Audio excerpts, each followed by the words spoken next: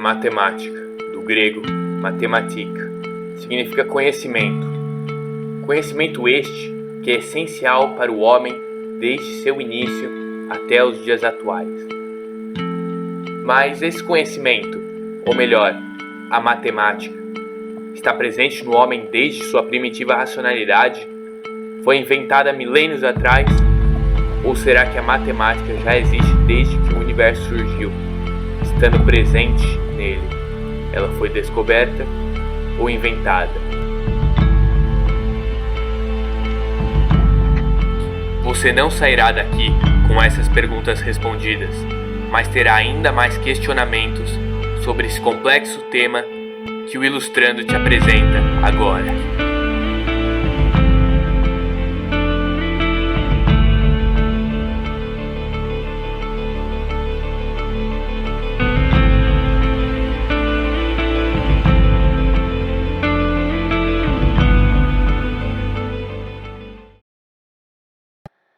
Matemática, uma matéria escolar, uma linguagem, uma ferramenta, regras que regem tudo. Na verdade, essa matéria, ou o que quer que seja chamada, é também e principalmente uma ciência, mas não muito comum.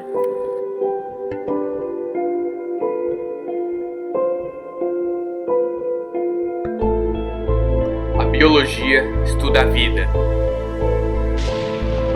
a física, a natureza e seus fenômenos.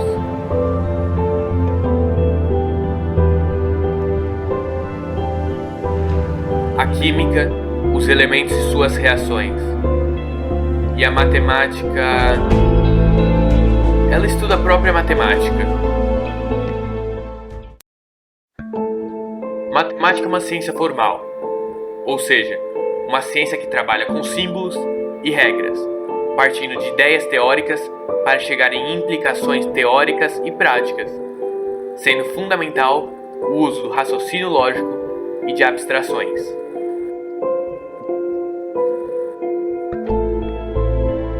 Ela interage constantemente com as ciências naturais e já foi muito considerada sua participação neste grupo. Ela é muito útil para essas e para outras ciências. O próprio matemático e físico Carl Friedrich Gauss disse certa vez que a matemática é a rainha das ciências. Mas essa ciência, tão complexa e tão importante, não foi desenvolvida a partir de componentes empíricos, ainda que possua relação com eles. Então, surge-nos a grande dúvida: essa matemática foi criada para ajudar-nos a entender melhor a natureza à nossa volta? Ou suas leis e princípios existem sem que o ser humano descubra e use-as?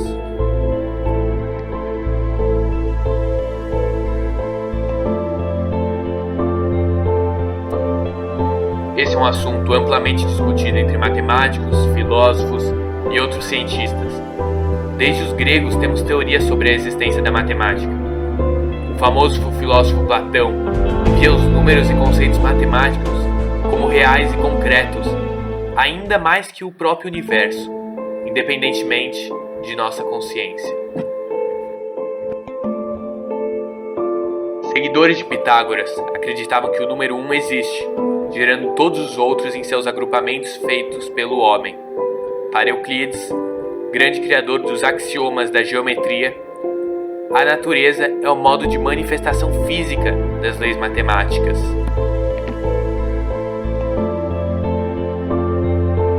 Já na Idade Média, São Tomás de Aquino afirmou que a matemática é o estudo das formas abstratas que independem da matéria, ou seja, é o estudo de todo pensamento, todos os objetos que não dependem da matéria física para existir. Ainda na Idade Média, Galileu Galilei acreditava que o universo operava de acordo com equações e que sua missão como físico era descobri-las. O filósofo e matemático René Descartes, criador do famoso plano cartesiano, viu a matemática como a única verdade ou certeza que os humanos podiam ter. Por isso, podia ser usada para simplificar as complexas e confusas ideias do universo. O filósofo prussiano Immanuel Kant via a matemática como um conhecimento independente do contato com o mundo. Em suas palavras, a priori, mas que com o contato com o mundo se torna um gerador de conhecimento. Já Leopold Kronecker, matemático do século XIX, afirmou que ainda que os números existam ou não, as afirmações matemáticas são somente projeções da lógica humana e, portanto, não existem. No mesmo século, Henri Poincaré, com suas contribuições para a geometria não euclidiana, afirmou que as diferentes conclusões das geometrias partem do uso de diferentes seções das regras da matemática, um jogo criado por nós. Essa visão da matemática como um jogo, com um conjunto de regras, foi notada também por David Hilbert, que tentou criar um axioma para o conceito da matemática. No século XX, as discussões continuaram. Einstein, com todo o seu apoio na matemática, questionou: como é possível que a matemática, um produto do pensamento humano, que é independente da experiência, se encaixe tão bem com os objetos de nossa realidade física? James Jeans, físico e matemático do século XX, disse certa vez que parece que o universo foi feito por um matemático. Eugene Wigner, ganhador do Prêmio Nobel de Física de 1963 por seus estudos sobre núcleo atômico, escreveu como título de um artigo seu A Irracional Eficácia da Matemática, afirmando que as teorias matemáticas criadas ou não para descrever um fenômeno físico possuem uma aplicação na explicação do universo muito além de sua intenção inicial. Em 1940, o matemático britânico Godfrey Hardy disse que poucas coisas da matemática possuem aplicação prática, e também que suas descobertas matemáticas não fariam a menor diferença para o mundo real. Mas anos depois, essas descobertas se tornaram a base para estudos revolucionários na área de biologia, unificando os estudos de genética e seleção natural, e para criptografia. O exemplo de Hardy é apenas um dos vários que podemos citar, e que, aliás, é bem interessante. Mênico, matemático da Grécia Antiga, iniciou a conceituação de parábolas e hipérboles, que foi essencial para Kepler definir a trajetória das órbitas dos planetas como elípticas e outras características. O matemático Fibonacci, do século XIII, criou sua famosa sequência como uma idealização da reprodução de coelhos. Muito tempo depois, descobriu-se que essa sequência está em muitos locais da natureza, como a geometria dos abacaxis, conchas, pétalas, girassóis e nossos próprios pulmões. A geometria não euclidiana, trabalho de diversos matemáticos como Gauss, e concluída e aperfeiçoada por Riemann, foi fundamental para a teoria da relatividade de Einstein, que explica a gravidade e toda a estrutura do universo, o espaço-tempo. A teoria dos nós, que insere o círculo no espaço tridimensional euclidiano, criada no século XVIII, foi usada no fim do século XX para explicar fenômenos da duplicação do DNA, e pode ainda ser usada na teoria de cordas, que explica a relação das principais forças do universo. Todas essas coincidências reforçam a dúvida da existência prévia da matemática ou de sua criação. Antes de concluir essa grande discussão, vejamos quais são as 3 correntes de pensamento mais influentes. Os platonistas, seguidores de Platão, acreditam que o número realmente existe, como entidade, mas de modo abstrato. They think that exists just means exists. In the same way that a table exists, a chair exists, a number exists. All the numbers exist, in fact. It just so happens that they're not located in space and time.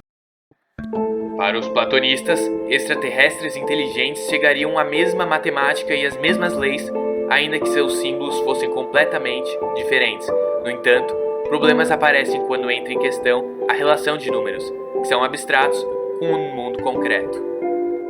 O nominalismo, no qual os números não existem, mas foram criados para descrever coisas que existem, apresenta uma solução, mas não perfeita. Números matemáticos como raiz de -1 ou π são dois números não criados para descrever algo, mas encontrados a partir do desenvolvimento da matemática. O π, por exemplo, é a divisão do comprimento de qualquer circunferência ideal pelo seu diâmetro. Também uma vertente ainda mais oposta ao platonismo se chama ficcionalismo. Para os ficcionalistas, os números não existem e as afirmações matemáticas são falsas, ainda que sejam muito úteis, são falsas. A matemática é uma ficção que nos ajuda a entender o real. Mas afinal, ela foi inventada ou descoberta? Há a possibilidade dela existir como combinação entre invenção humana e existência no universo? Um pensamento também influente é de que a criação de conceitos matemáticos foram feitos a partir da abstração de uma estrutura de regras existente. Porém, ainda que hajam tantas possibilidades de respostas, essa dúvida permanece e está longe de ser respondida. Pode a matemática ser uma invenção, uma tradução incompleta do universo, ou a própria língua dele? Uma ferramenta do homem, ou o método de Deus para a criação do universo? Uma obra humana, ou uma certeza universal? Você está no mundo matemático, ou a matemática está em sua mente?